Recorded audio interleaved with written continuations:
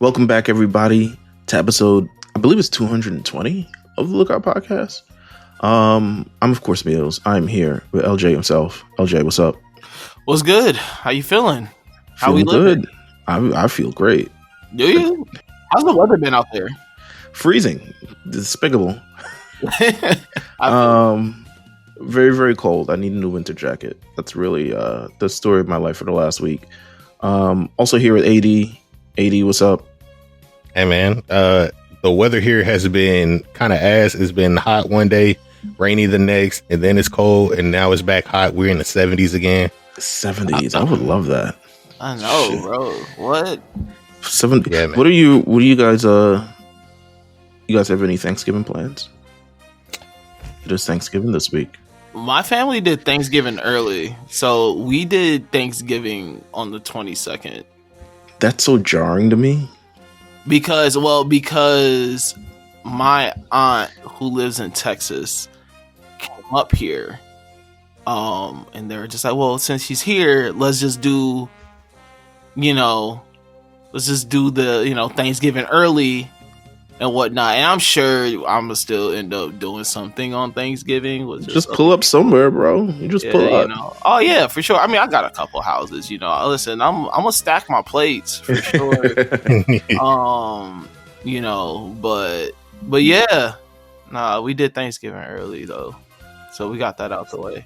I had to pull a double time. Had a 10-year-old birthday party and Thanksgiving at night. I'm peopled out. I'm fried. Yeah.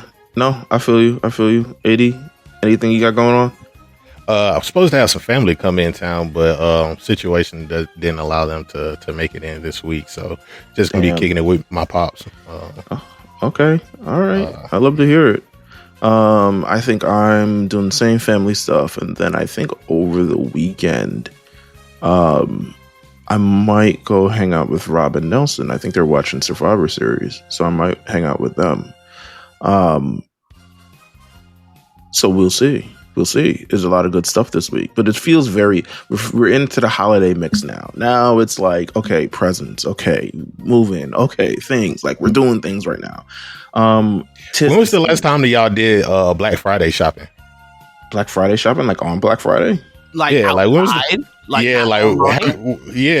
When was the last time y'all ever did that? I can't remember. I don't like, yeah, bro. I can't, cause like, what do I want? Like, I'm so like, it really would depend if I like really wanted something. Like, there's no benefit in giving. Well, is there? When's the shit? I'll just say I don't remember, or if I did it at all. To be honest with you. Oh man, y'all have never had the experience of like being in the crowd at midnight. I would have needed to want something to do that. Like, it's just been so long for me. Like, I think the last time I probably really went Black Friday shopping, and like it was at the time where Black Friday shopping started at like midnight, where stores will open up like and be open at like midnight, 1 a.m. and then everybody's busting through the door. But what would you have bought? Like, that's what I'm saying. Like me, I'm just like, there's nothing on Black Friday. It was always closed for me, and and obviously you go, you get some good deals on that. Maybe electronic or two. I've definitely got like a 60-inch TV. Yeah, I mean the era of running out of the store with giant TVs. I don't know if they're still there. Is it still a thing? I don't think so. I think everybody does it online. Like, why would I go into the crowd, deal with the social anxiety of Black Friday shopping? I could just order everything online. We used to actually do, like, I guess because internet is so prevalent nowadays, like it's no need. But we used to go in there to get like movies. Like, we go to Walmart, they'll have like movie sales. They'll be like a $1 movie, $5, $10 or whatever like that. So, just rack up on DVDs. Of course, you would have the game sales or whatever, and games would be a thing. Yeah, I guess games would be a thing. Yeah, see me, I'm just I'm not a big gamer anyway. I mean, usually the Pokemon games come out before Black Friday anyway, so those are really the only games that I buy. And I haven't bought it this year, if anyone's asking.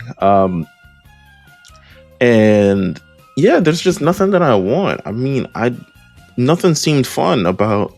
I don't have a car personally as well, so it's like nothing seemed fun about trying to break away from Best Buy with a giant TV, and pulling it on New York City Transit to get home. Like that didn't seem fun at all. I think Black Friday shopping in New York does not seem fun if you don't have a car. Yeah, I would imagine. Also, like where I don't know. Like there's not a. I actually don't even know what's going to happen this year, but you know, it is what it is. Black Friday is Black Friday nowadays in 2025 started 2 weeks ago. So it just, the market is like every day in the month of November is Black Friday. Like this is if Black Friday would have been a national observed holiday, they would have started, and they had like decorations and shit. The shit would have been up on November 1st. Also, too, like I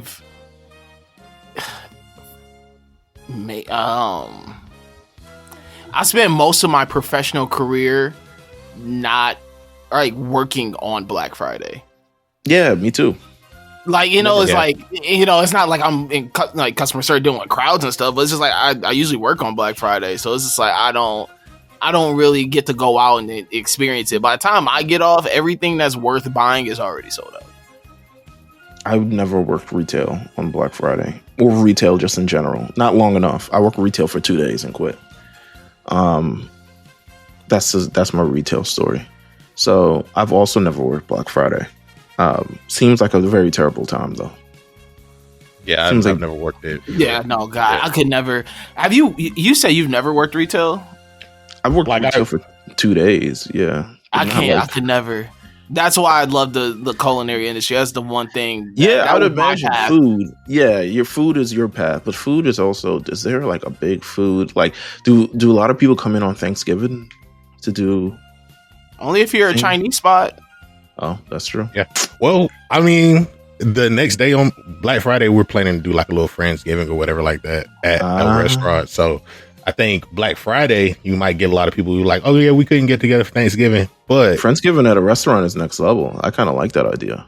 Yeah, that's I don't like cooking. That's what you really. That's the wave. You just done put people on the game. You just decided, hey, no, the friends part of Friendsgiving, because the thing about Friendsgiving is, I think a lot of people just bring stuff that they bought anyway. Mm-hmm. Like let's take the middleman out. Yeah, no one really cooks anyway, so it's like, yeah, nah, I see the vision. I'm sure LJ would, cook something for sure. But most people who can't cook just bring something that they bought. Hey, listen, I am pro going somewhere and just buying something and bringing it. Like, if you're like don't experiment, bake a cake. Just go to the bakery, buy a whole cake, and just bring it. Like, I would rather you do that than to try. Be like, you know what? This year, I've always wanted to get into breads. And so I'm gonna make my own sourdough loaf. Like, no, don't do that. Go, you gotta just go buy 6 months in advance. You gotta test that on yourself first before you even bring it to somebody else. Thanksgiving is just such a hard time for anyone to experiment. It's because you're feeding so many people. Like this is like the meal is what we're centering this around. Like, absolutely.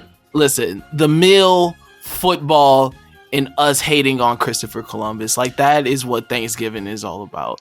There we go. And and so if you mess up one of those elements, the whole thing just it disintegrates. One of my favorite TikTokers, I think her name is like Shave Forever. She does like judgments or like reviews on people bringing food to potlucks and like Thanksgiving, whatever their meals is. If it's trash, you going into the hole. Like, I had to send it to you, but she's actually really funny on a lot Office potlucks couldn't see me. Like, I'm not. I would be very. I'm at this point. The first one I went to, and then the second one, I'm like, all right, who made this? Like, I ask who makes it, who made this, because if it's someone I don't really like in the office, I'm not eating it. But I'll firmly for sure ask, like, who made this? They made like. It's just, I don't know. I'm a very picky eater, but everyone would bring desserts, so it was pretty fire in that aspect. But otherwise than that, I don't really know. Not a potluck kind of guy. Might be, might go with the birds. Anime news this week. I don't think there's much anime news unless there's anything that anyone particularly want to talk about. Seemingly the biggest anime news this week is the finale of the My Hero Academia series proper, but I'm not sure if anyone else has any other news that they'd like to talk about. We got the big free teaser. Yeah. Big free Ren. You know what I'm saying? Free Ren is back. Season 2. I have no idea what's going on. Again, this is one of the only things where I haven't read the manga, haven't read forward, don't know what's going to go on. Can't give anyone I can't say typically I'm like, no, you need to tap in but usually season 2s are better than season 1s in anime. I can't imagine a season 2 that has been worse than a season 1 in it. Well, The Promised Neverland, of course. But we don't talk about their season 2. Their season 2, man, Did you know that it was one of the worst rated anime of all time? Did you? Yeah, I actually did know that. I didn't know that until this past week. One Piece Man has One Punch Man. One Piece Man is crazy. Wow. He was like, don't put my people in. Raise my ear like, wait a minute, hold on. I didn't know until One Piece Man sounds like an amazing YouTube original. Nah, that sounds like the super hard fan. He is the fan. There's somebody's. You might be in Vigilantes, to be honest with you. Shit. There's definitely some fanfic on Tumblr with Saitama and Luffy being in the same universe called One Piece Man. But no, One Punch Man being as bad as it has been is kind of admirable. It makes me want to see it more. I haven't tapped in yet. Yeah, I'm just how bad can this get? It looks terrible. It looks terrible. I mean, the plot wasn't anything crazy to go at anyway. I haven't read One Punch Man in years, and then when I caught up to it, when I actually did read it a number of years back to catch up, after season 2 ended, I read One Punch Man. I wasn't really that oh man, but I did read it all, so it couldn't have been that bad. But the animation looks terrible. It looks disgusting. It looks like an abomination. It looks like I don't want my fingerprints around this. Everyone's using fake names, I'm assuming, to get through this. The funniest thing though has been seeing the comments from either animators or other directors and things like that trying to defend it. Mm-hmm. Because they try to hit the whole, we want to see you guys try this. Why would that be a good response? Why would that be? That's like NBA players I want to see you. And I was like, no, that's not my profession. It's not. Listen, no. Now, I don't know. It's funny though. I mean, I get it. They try to protect each other in the industry, and I get it. But I'm like, bro, we got to call a spade a spade. If it's shitty, it's shitty. To be fair, I never thought The Promised Neverland. So I didn't know it was the lowest rated one of all time. I didn't think it was that bad. I just thought it was incredibly disappointing considering how the original plot is. It kind of hit all the beats, and there are a couple good episodes. But realistically, once they erase Old Boy from the show, and everyone was like, huh, what's going on here? Around episode 4, episode 5, and then people realized that this was not going to be what they did. I think people reacted more with massive disappointment if you read the manga. So I think that's why it's rated worst of all time. But One Punch Man seems to be terrible all on its own merits of terrible animation, terrible pacing. Hopefully they had a music budget to go with whatever animation budget that was there. Backgrounds not drawn, you know what I'm saying? People drawn as women and they're men in the series. So many different things seemingly went wrong with this. I kind of want to look at it because, of course, in a month or so we have our best and worst of 2025, And I haven't, we haven't put anything together as of what's the best and what's the worst yet. And I kind of want to see One Punch Man before I really call it the worst of the worst. But it looks like it's going to be the worst of the worst. So shout out to everyone working on that. Anything else anyone want to talk about before I talk about this final episode of the final episode of the final war arc of My Hero Academia? I think the preview of JJK season 3 was out during this time too. Was it? I think so. Oh, I think it was the trailer to the movie. Yeah, which is out in Japan currently. Will be out in North America December 5th. Remind me, I have to buy a ticket. I'm looking forward to it. I don't know if I'll readily be able to convince Carlos to come this time, because while the other movies were movies, this is clearly just like, you want me to pay $30 to watch a show before I actually see it? Fuck no, is what I imagine he's going to say. So there might be a solo trip to see this, because I don't mind. I've watched. I've been part of the grift before and have thoroughly enjoyed it. So we have that. I see here Dr. Stone also. Dr. Stone. I mean, it's back in 2026. It's gonna wrap it up. All of our faves are kind of like finishing up. You know what I'm saying? Well, I don't know. LJ is not really a Dr. Stone fan, but you know what? I'll give it one last try just for you. Hey, man. We have something to talk about. It's Dr. Stone. Well, I don't know. This last I enjoyed the last part. I'll leave it for when we got to talk about it. I enjoyed the part that just premiered. What's coming up? We'll see what happens.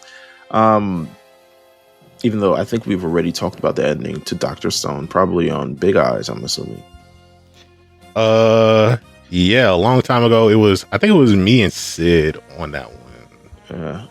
Damn. LJ was like, woof. Skirt. Was it you and Sid? Might have been. I think so. I can look it up. Let me look it up. I can look it up. Let's see. Dr. Stone. Yeah, it's definitely Sid, for sure. LJ. Episode summary. On this week of Big Eyes, LJ heads back to the mainland for a bit. And AD uses this time to send Sid the location to the Samurai Kame house, where they dive into Dr. Stone. Well, there you go. You weren't there. Clearly, you had no thought. But you know what? Now we get your fresh thoughts if the anime ever premieres and ends. So we have that to look forward to 2026.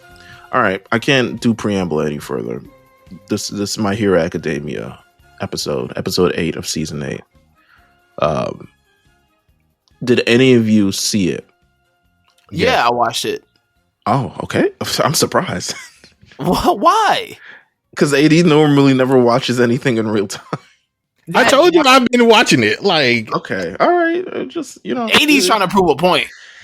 I appreciate it. You know what I'm saying? I appreciate the sacrifice that is, and the compromise, to be honest with you, in appearing on this podcast weekly and being able to talk about this. I would say this episode was, and at some point we'll talk about the entire series, or at least this entire season and how it is. It was a great adaptation of the ending, and it felt like how an ending of a thing should feel for My Hero Academia, is what I'll say. I don't think a lot of animes get to have this grand of an adventure and an ending until we hit the One Piece, where everyone is like, this is peak. But I think this was really, really, really good. What did you guys think of the episode? I think it has been. It's just a testament to how consistent they've been. Not even just this episode, this entire season. Yeah, and I'll even say last season. Mm-hmm. The way that they have been able to turn these manga pages into just real life moving things, where you're not feeling like you're I don't know. You're getting the same feeling watching it that you get reading it. Oh yeah, big time. Yeah, the way that the motion and all the things are just popping off the screen and just everything. It's kind of like this is how you bring a manga page to life. And I think they have been doing that at such a high peak and such a consistent level. And I just had a high clip for, this season, last season. Yeah, I don't think it's really going to hit me that dang, this whole entire thing is over until the actual final episode. Because in my head, I'm just like, dang, maybe something else is going to happen. It's already hit me. Has it? Yeah, for sure. I don't think things really hit me until it's finally done. Well, this is my favorite, bar none. This is my favorite anime of all time. So it's kind of to realize that damn, I'm thinking in my head, I'm like, yo, what is going to be my new favorite to be able to watch weekly? I don't have one. You know what I'm saying? So it's kind of exploring that. AD, what did you think of the episode? Pretty much the same feelings. Overall, it just made me feel like this journey, this long 10-year journey that we've been on with My Hero, seeing the growth of Deku all culminate right here. Everybody used to call this man the crybaby kid, and we see him grow up to be, even though it's only been 2 years. I don't think he cried in this episode. He shed some tears, but it wasn't that type of crying like he used to in episode 1. This is him nah. Bro, listen, I actually did shed a couple tears to these episodes too. I was like, oh, fuck, bro. Man, this shit is actually coming to an end. Let me tell you something. The moment it happened for me, the moment when Ida grabbed his hand and pulled him back up, because when you go through the history of Deku and Ida, they were there the first day, doing the entrance exam. And then when Ida's brother, who we'll talk about in this series, gets pretty much pieced up by another person in this series that we're going to talk about. And he's able to, is man, you can come to me with anything and you can depend on me with anything. And that's what kind of Ida needed. And then when they went on the trip to save Bakugo, and then even when they had the little Batman Deku arc, Ida's the one who reaches out his, it was I was God damn. Yeah. It was definitely, but this is what My Hero manages to capture, right? It's giving the moment to all of the characters throughout the series. Even seeing that brief moment with Endeavor and Shoto, who should both be not moving. Mm-hmm. Have that moment. The brief moment with Hagakure deflecting the super large beam. Oh man, come on! I was just hey, yo, come on! If it's a beam, I got it. And I'm just what? That doesn't make sense. This is this is the ending of Space Jam. It's everybody does something really cool just to get the ball to Michael Jordan. Then he finally does the ultimate.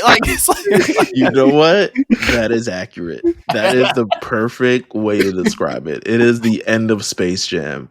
It's he's in the Toon world. I can do whatever. I can stretch my arm as far as he's just running, and then the you say run theme and all starts. You say run has to be maybe top 5 gym songs ever.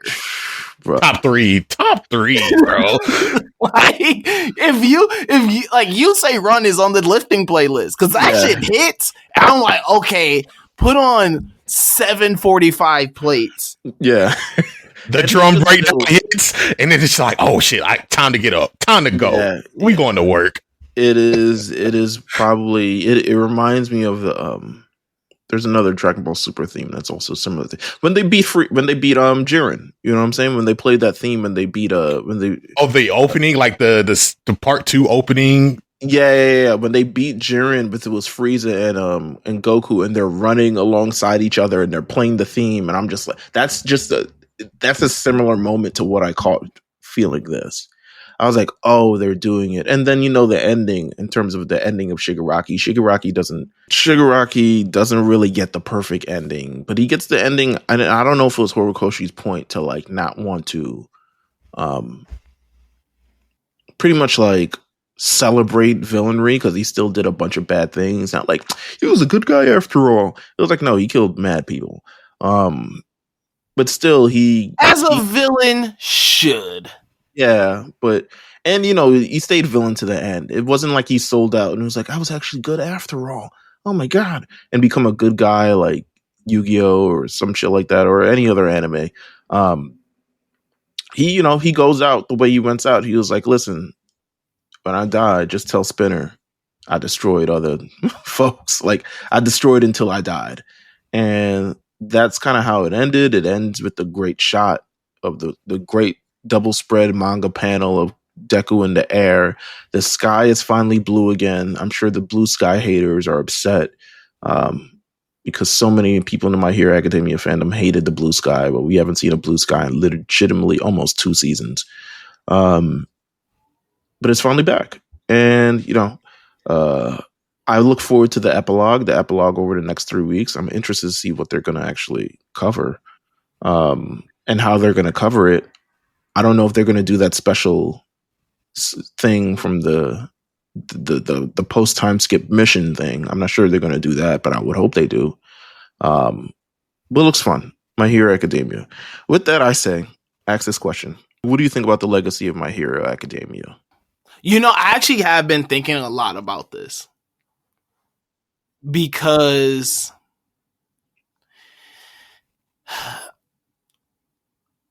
My Hero is the new Naruto, in a sense of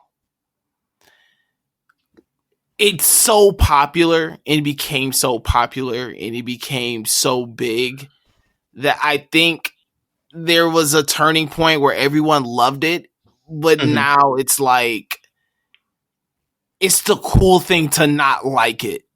Yeah.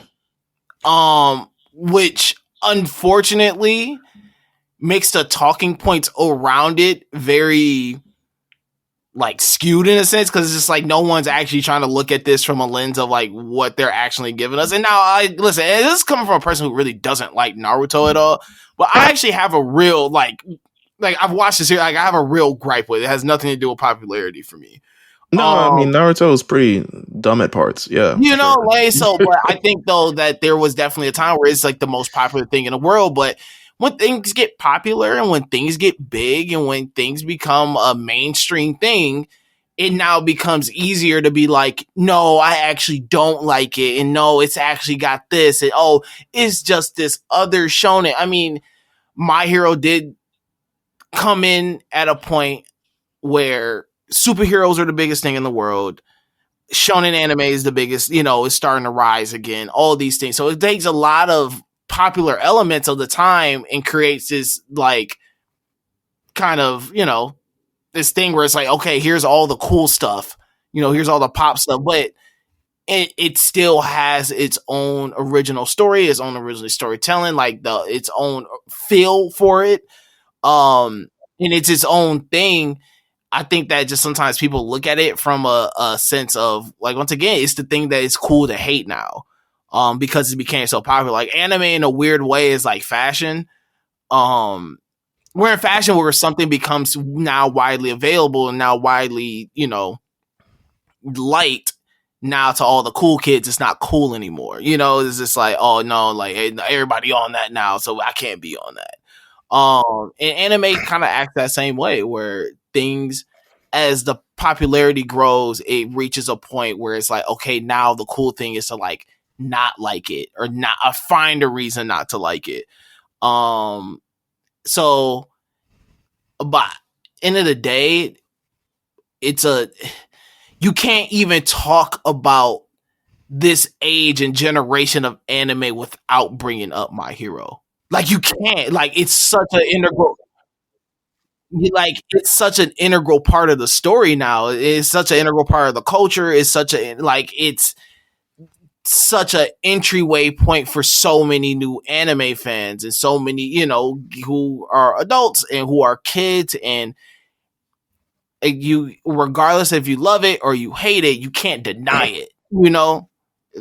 You know, it's but I think that the conversation around it now, where as it's ending, and it's funny because you see the discourse and it's like, oh well, you know, everybody likes My Hero, it's this and that, but then you see the numbers and it's just like everybody fucking loves it. So it's just like, so is it Uchi Wally Wally or is it one Mike? You know, it's just like, you know, what really is it? But no, my Hero is a it's a legend. It's a classic in its own, you know, in its own right. And I think it, regardless if you like it or hey, you have to acknowledge it.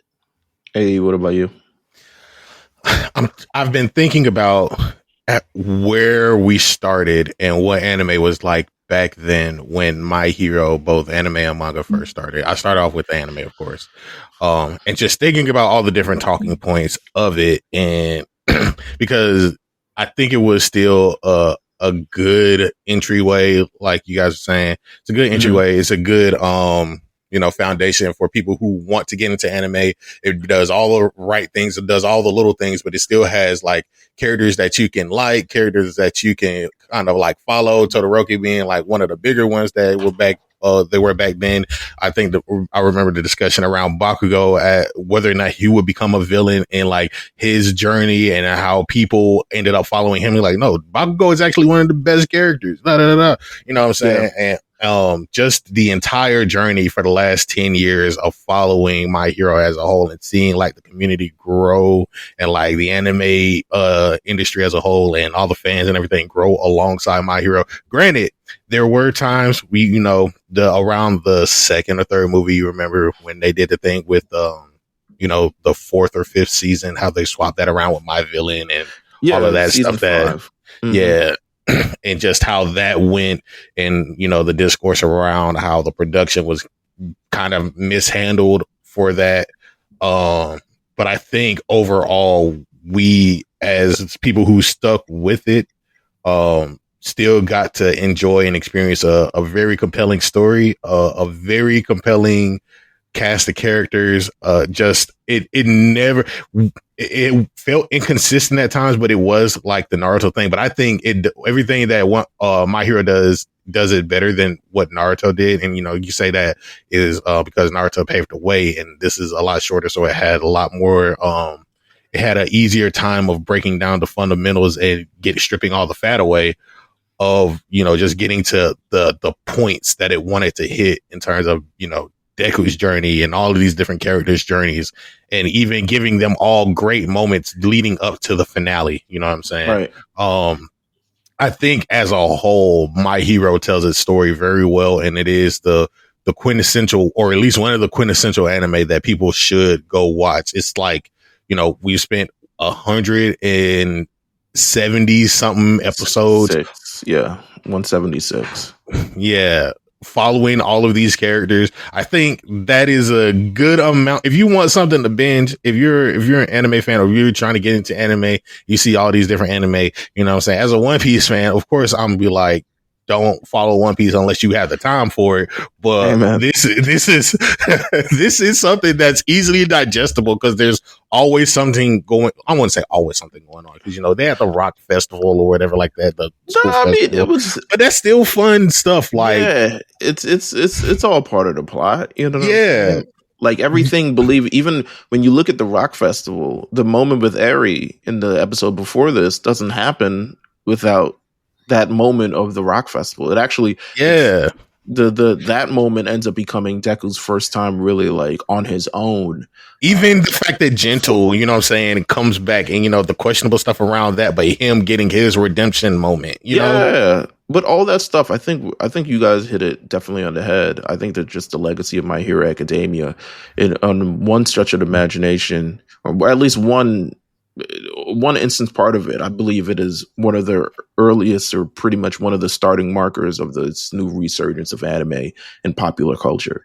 I think with, this began the train actually running towards it with the popularity that it was starting to grow. And then what it became, alongside, eventually you would come alongside, Dragon Ball Super as well. And then it would bleed into Demon Slayer and then also, Jujutsu Kaisen, who kind of like the new pillars of this. But My Hero Academia in 2016, when anime this is pre-boom, but still working towards the boom, helped contribute to that boom. And I think story-wise, it's one of the most, especially with AD said, when you compare it to kind of like Naruto, it's much more, smoothed out. It's much more lean in terms of delivering its story. And then one thing it also does is never strays away from ultimately the goal that it was trying to have, which is to save people. A lot of people will be like, oh my God, nobody really dies. Nobody does this or no one does that. It really stayed true to what it was supposed to do. It was supposed to provide hope. It's supposed to deepen the connections between people, and then it's supposed to be talking about how to save people and also looking at people from different perspectives other than your own and being able to level with them in a certain way. When Deku and Shigaraki do that little fist bump, that's them both coming from their own worlds and their own situations, and Deku's upset because he couldn't really save Shigaraki in this instance. He couldn't really save him at the end of the day. But maybe Shigaraki didn't want to be saved. He went out the way he went out. I think that was just him, Deku allowing him to have a moment of redemption. Not a redemption, but at least, like he cleaning up. Moment. Right. Yeah. But he couldn't, but ultimately I don't think his goal was he didn't want Shigaraki to die. He just wanted him to be able to understand, like, hey, you don't have to be a villain because of but ultimately at the end of the way, it's the way society kind of like made him. So he kind of went the way out. And I use this to transition into Vigilantes because My Hero Vigilantes, we're talking about it now. I want to quickly talk about how this series fits in the broader My Hero Academia universe. It takes place 5 years before the events of My Hero Academia, but it also takes place after All Might defeats All for One. So you kind of get that when you have that kind of in mind of where it is, it's society still kind of figuring out what it is, but also still having that number one hero to really fly around. And that's something we haven't seen in a while in My Hero Academia. It's been a while since All Might has been the number one hero, but he is firmly the number one hero in this series. And you kind of see how villainry and everything is acting towards them. But then you also see All for One and his plans not quite fully thought out yet. But you see the seeds of what actually happens in My Hero Academia. You see him using like this drug trigger to essentially like manipulate quirks, and you see him stealing quirks, and you see him adding quirks, and you see him all these different things. But ultimately, it still follows the same scheme of My Hero Academia in terms of like ultimately what does it take to be a hero. And while Deku had no quirk, these people aren't necessarily, especially the focus main characters of this show, aren't necessarily classified as heroes, but they still do hero things at the end of the day. Before we really get into it, what are your thoughts on Vigilantes as a spinoff to My Hero Academia? It's kind of I think in this situation I'll start. I like it because it's more grounded in society than it is the academia. And while as much as it would have been cool to see how college students actually operate in fucking My Hero Academia, this is more ground. You see, one of my, I guess, gripes with My Hero Academia is we never really found out how these things were affecting just the normal people on a day-to-day basis. how all these situations, all the stuff, people would just be dumb. I mean, the bystanders would be dumb, like, oh my god, that's All Might. Oh my god, our building's crashing. Oh my god, yeah. But you really kind of see society in general and how it's adapting and how it moves and how they're affected by this. So that's why I would say, and it's a lot more underground than My Hero Academia. I think My Hero Academia, a lot more fights happen on these like big massive stages, whereas a lot more fights and vigilantes happen like in alleyways and on the streets and in a building or some shit like that. But what are your guys' early thoughts of vigilantes thus far? It's like if regular My Hero was X-Men, Vigilantes is like Daredevil and Spider-Man. Where we get the actual moments in the streets with like the regular day to day, like you said. I enjoy it because of that, where we get these cast of characters who are also fairly older. I think Hop Step is probably the same age as some of the regular characters when they show up, but we get to follow Koichi, who's a college student. Around the time it came out, I think a fair amount of people were in college. I know I was still in college around then. I can't remember. I wasn't. Sorry, I'm old. I think I was like a senior or something. Okay, I'm still old. Those long gone. But go on. Yeah. But like just the amount of time for like people to follow that. If you didn't feel like My Hero was the thing for you because of the more shonen as day to day mundane stuff, where I feel like this is more grounded in higher more political, I want to say, topics or whatever, like how the government is operating. We get so a lot of the characters who are in the background to regular My Hero, and then even some of the side characters related to them and how they feel about hero society, how they end up becoming a part of, regular My Hero cast, whether they show up or not again. Right. I think as a whole, it's a good spin-off / prequel, just to kind of flesh out the larger world leading up to where My Hero begins. Because once we start My Hero... No, go on. Finish up. I was going to say, where we start with My Hero, I think it's just like it becomes a little bit more focused into like the school aspect of the academia rather than like the greater world of, My Hero. And I appreciate them doing this part of it. I was going to say, hold off on spin-off talk until the end, because I definitely have spin-off questions. LJ, thoughts on vigilantes? Yeah, I think it, like 80 said, it's is like vigilantes is like underground backpack rap, and My Hero Academia is like the commercial success artist. Sure. My Hero, it has the big budget, it has the big label backing it. And Vigilantes is like, oh, this is the independent guy that's coming up. That's how it feels. But because they're all naturally like these aren't. Whereas the society has fully ingrained everyone in being heroes and going through the process of that. Like this celebrates the people who aren't heroes. Yeah, like the people who have powers and they work outside the system and they work outside the law. They color outside the lines a little bit. You really don't. They're not really. They're a good person, but are they a hero? They're not. But what is a hero? Is a hero just a definition of what it's supposed to be in society? And I think that's what you get the conflict. There's a conflict with obviously the villains that happen in this series, but then there's also the conflict of the ethics that go along with it. And you see, what's my man's name? I'm not going to call him Looker. Stain or.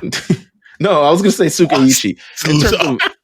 Looker. I call him Looker because, he's the same guy. Pokemon, yeah. But Sukaichi is another main point in this series. And again, he's strongly opposed to the idea of vigilantes. It's like, you're supposed to go through the hero process. You can't really just be saving niggas and destroying buildings. Like, we need to take that into account when you do things. So there's a conflict of like, against, you're trying to fight the villains, but you're also trying to, I guess, not get arrested.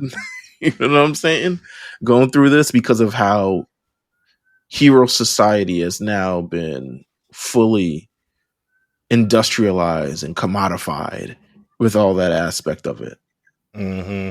where you got like, you know, they don't want just random bounty hunters or citizens patrol running around trying to do stuff, you know. There was an episode, I think it was episode 7 or 6. It really is like this halfway point through this entire marker where Tsukaichi's sister, Makoto,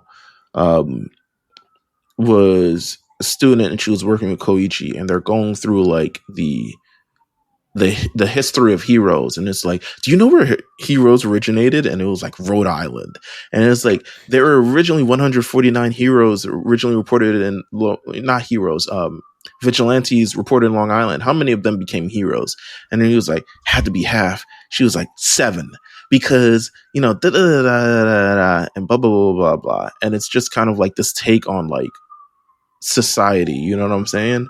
And I think it's a good way to further. This gets you more ingrained into how hero society is than the actual original series, in my opinion. Damn, come on, Sirens, Tsukaichi, come on.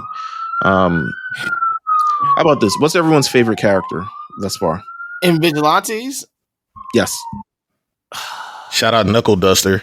I was gonna say maybe Knuckle Duster. First of all, what a fire name! Absolutely. Like, that sounds like a drug addict who became a hero. Like, I mean, he might be. I don't know. If you haven't got. Hey, listen, he got that little, he got that little perk eye going on. You saw, yeah. He got no quirk, but he got hands. How about that? What's that meme? That's a quirk in itself. Was that Dragon Ball meme of the title? Like Goku ran out of things, ran out of options, but not fuck. What does it say? Oh my god, I forgot it. But go on.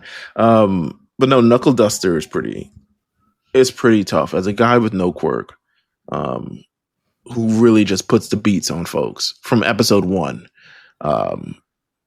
He is doing what it needs. He is the true meaning of a vigilante, and he's the one who kind of inspires the Nahuta vigilantes, when he recruits Koichi and he recruits Pop Step as well. Koichi, the crawler, nice guy. Oh, you're talking about when you're out of key but not out of options? Yeah, there you go.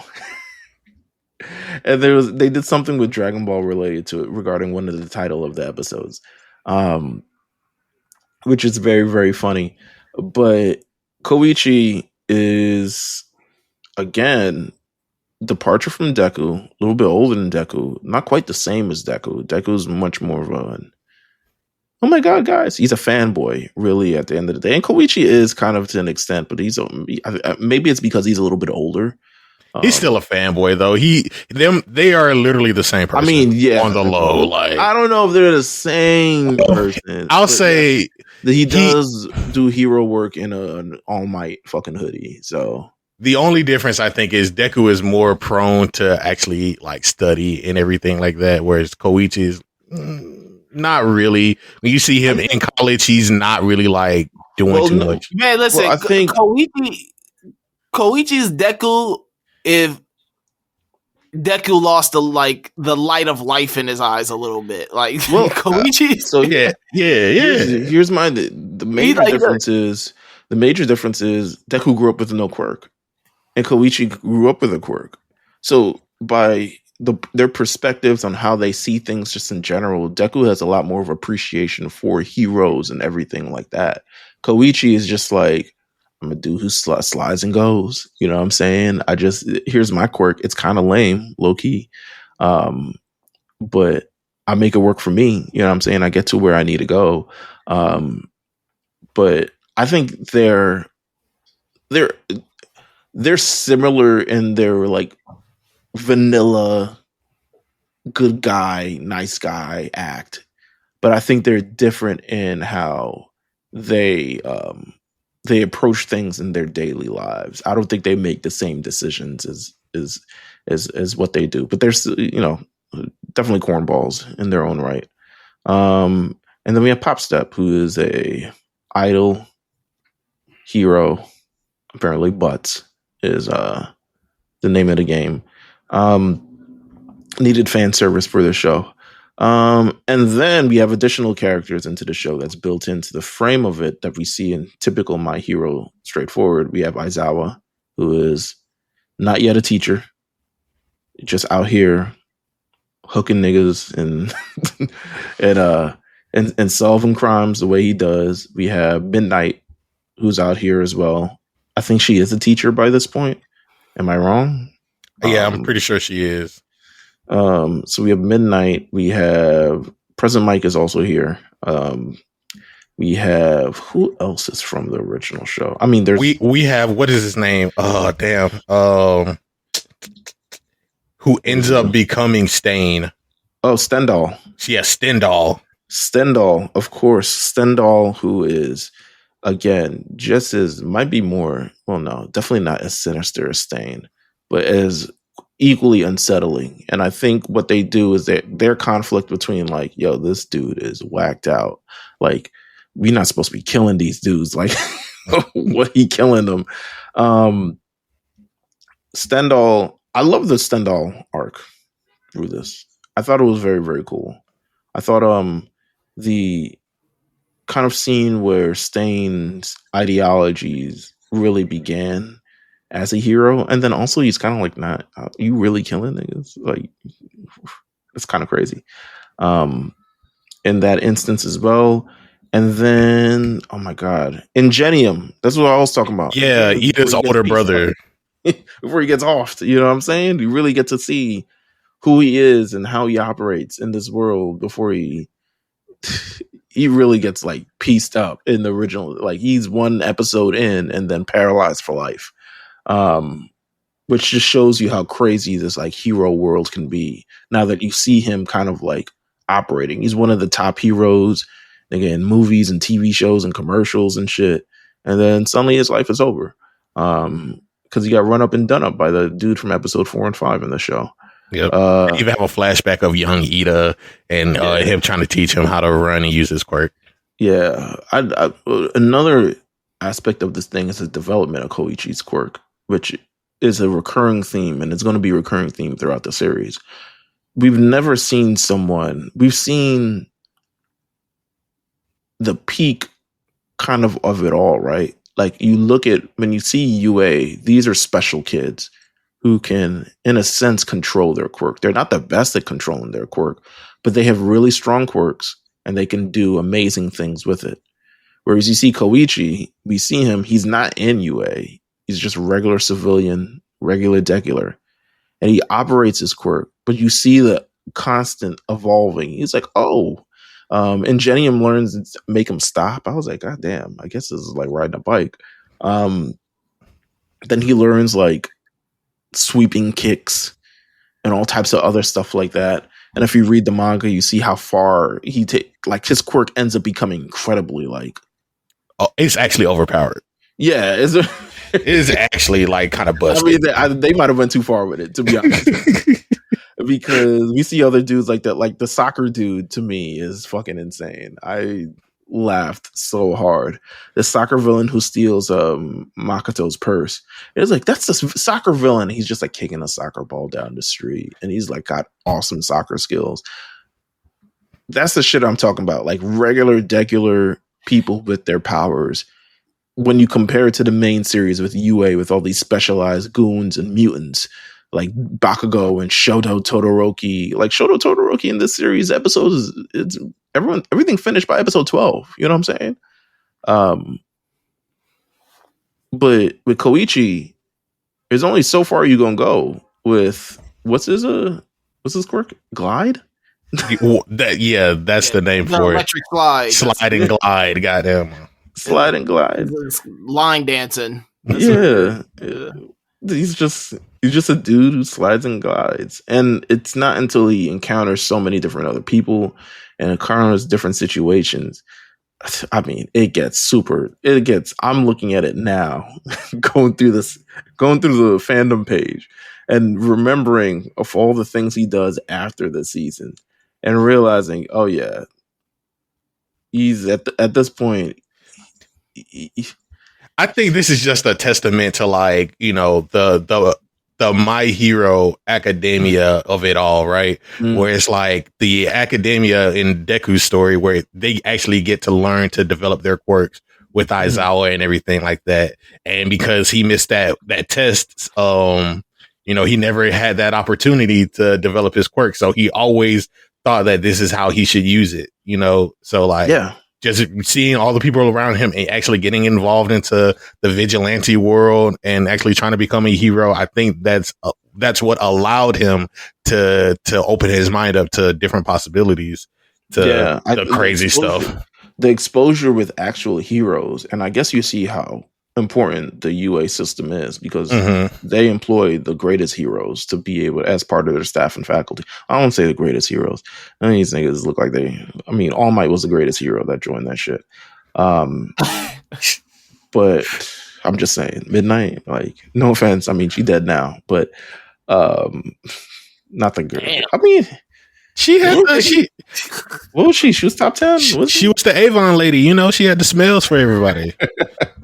The Avon lady's crazy, but President Mike, like, come on, man. You know, it is what it is. I do like on Vigilantes though the anime of how they really try to comic book it up. Yeah, me too. That's one of the best parts of it. A lot of the whoosh, a lot of the. It reminded me of the moments in Superhero, Dragon Ball Superhero, where Piccolo is like, "Why are you making words come to life?" That's the first thing that came to mind for me. Absolutely.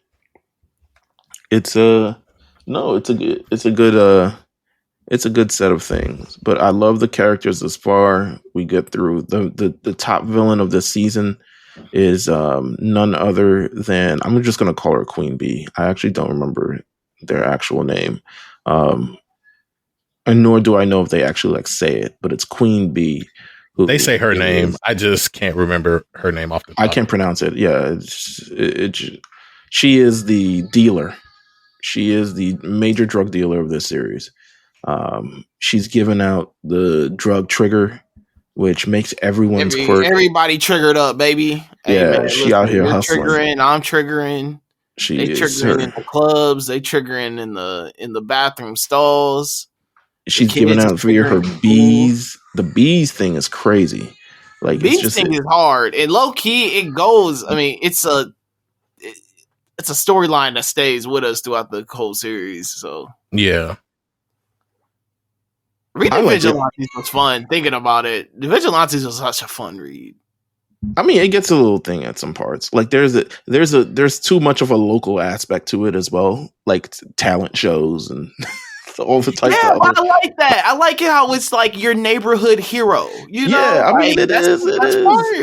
It's like, you know, pizza shops and you know. Whole types of other shit like we just going to the mall, you feel me? Like, yeah, some shit like that. You know what I'm saying? They were a bodega away from just being into the Spider-Verse. You know, like here we are. You put the Aki way in the Vigilantes verse. I mean, he might be in there. He might be. He might be in there. We haven't got through the series as of yet. Knuckle Duster. We go through 4 major story arcs of the Shing. The Vigilantes beginning arc where they're kind of beat up. We go through the Stendhal arc where they're introduced to the hero, or as we see the hero Stendhal, who eventually evolves into Stain, which we see in the proper My Hero series. We go through the Senpai arc where they continue to kind of evolve and, you know, thing their powers. And then we kind of end up with the Queen Bee arc where Knuckle Duster himself goes up against Queen Bee, and we learn that Queen Bee is his own daughter that he shunned away as a child. And you kind of see, again, these are the themes that you go through the show of like how people can go on the wrong path during several things. And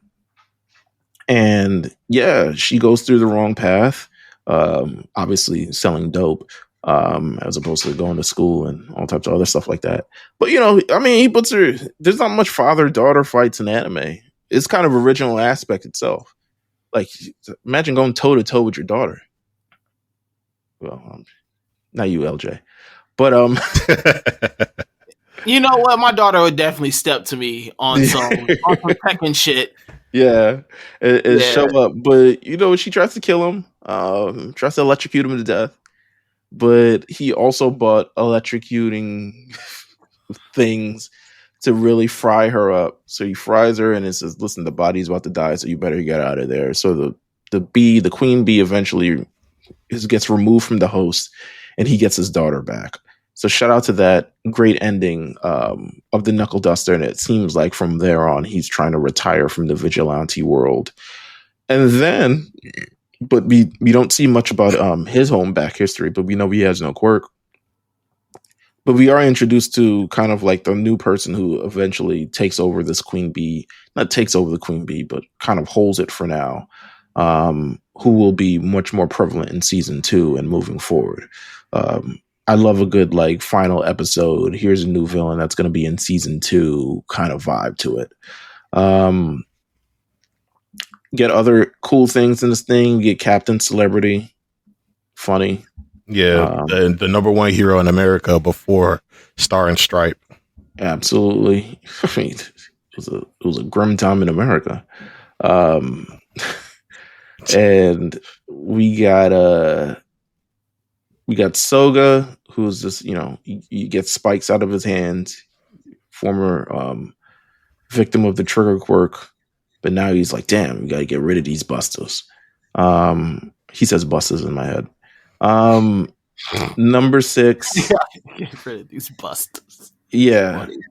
Number 6, who we'll learn much more about in season 2. And just overall, just great stuff. I want to ask this final question before we go. What makes this a good spin-off anime?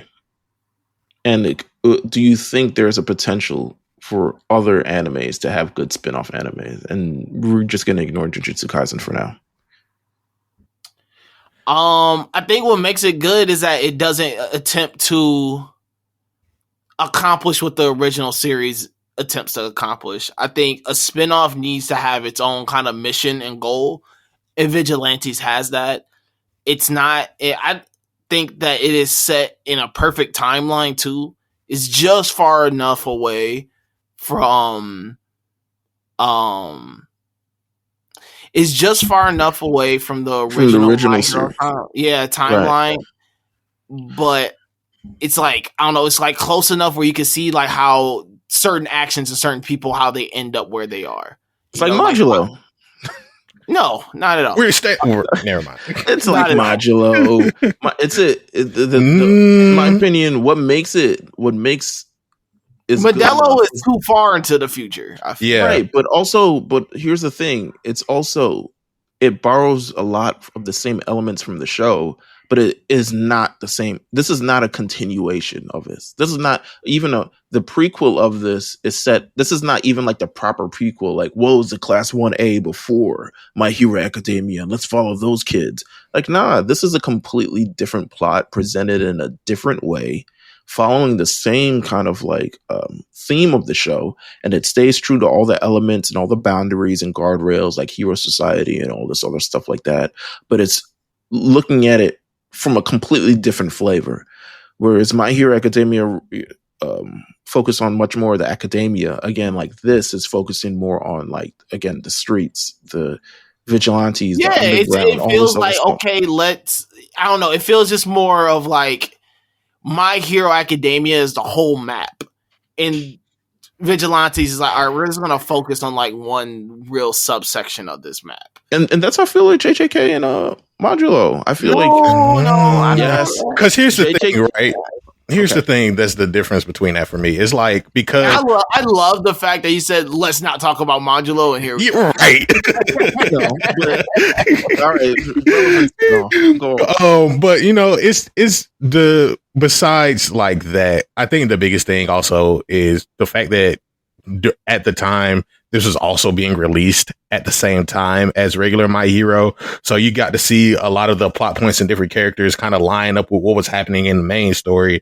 But even to that, I push back on that very, very quickly. I think because it was released alongside of the original ones, people took this even less seriously than they would. I think people take Modulo more seriously because it's not actually coming alongside the actual typical anime. I think that's the problem that I have with Modulo, though, also like with it. But that's just, I'm saying this for me. Like, because they both were released side by side, but one is a prequel and came out after the fact. So they get to tell this prequel story that's not too far removed. So we get to enjoy the same characters that we see in regular My Hero. Whereas with Modulo, and I hate that we're doing this comparison now. God damn, Meelz. It's okay. It's all right. But it's like, We need to fight it. Right. We didn't even try to fight it. Like, here we are. I was chapters in.